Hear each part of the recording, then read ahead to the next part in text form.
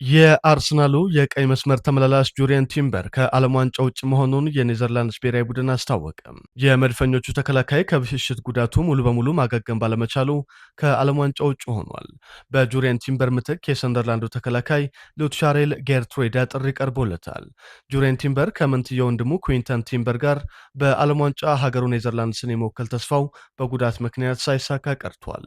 በአሰልጣኝ ሮናልድ ኮማን የሚመራው የኔዘርላንድስ ብሔራዊ ቡድን በዓለም ዋንጫው ከጃፓን፣ ስዊድን እና ቱኒዚያ ጋር ይጫወታል። የ2025 የአፍሪካ ምርጥ ዳኛ ተሸላሚው ኦማር አብዱል ቃዲር አርታን ከዓለም ዋንጫ ውጭ ሆነ።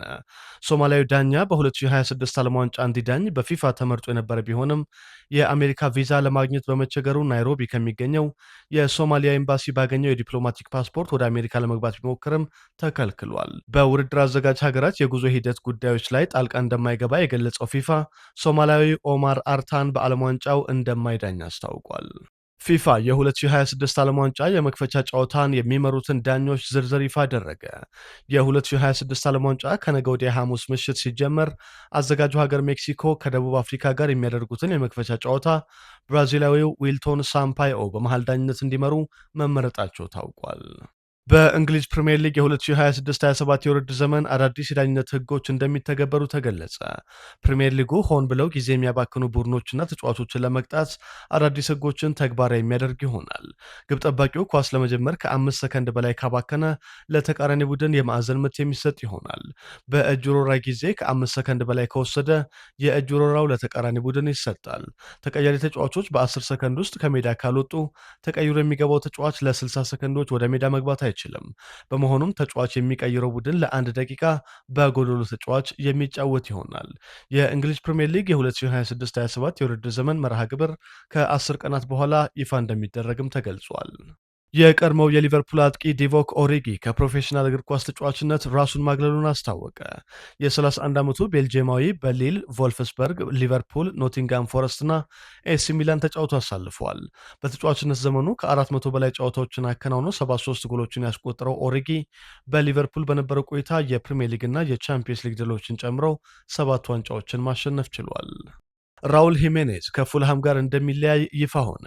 የ35 ዓመቱ ሜክሲካዊ አጥቂ በፉልሃም የነበረው የ3 ዓመት ውል በመጠናቀቁ ክለቡን በነፃ እንደሚለቅ ታውቋል።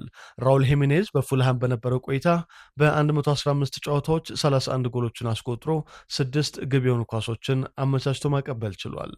ኦሊቪዬ ዢሮ በሊል የሚያቆየውን አዲስ ውል ፈረመ።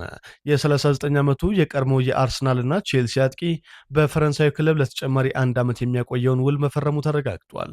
ኦሊቪዬ ዢሮ በ2025-26 የውድድር ዘመን ለሊል በ42 ጨዋታዎች 11 ጎሎችን ማስቆጠር ችሏል።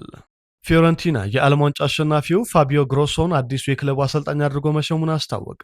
የ43 ዓመቱ ግሮሶ በቪዮላዎቹ ቤት እስከ 2028 የሚያቆየውን የ2 ዓመት ውል መፈረሙ ታውቋል። ከጣሊያን ጋር የ2006 ዓለም ዋንጫን ያሸነፈው ፋቢዮ ግሮሶ ከዚህ ቀደም በሳሶሎ እና ኦሊምፒክ ሊዮን አሳልፏል። በመጨረሻም በአቋም መፈተሻ ጨዋታዎች ፈረንሳይና ኔዘርላንድስ አሸነፉ። ሊል ከተማ ላይ ሰሜን አይርላንድን ያስተናገደችው ፈረንሳይ በማይክል ኦሊሴ ሃትሪክ ታግዛ 3-1 አሸንፋለች። በሪያል ማድሪድ እየተፈለገ የሚገኘው የባየር ሚኒኩ ኮከብ ማይክል ኦሊሴ ለፈረንሳይ ብሔራዊ ቡድን የመጀመሪያ ሃትሪኩን ሰርቷል።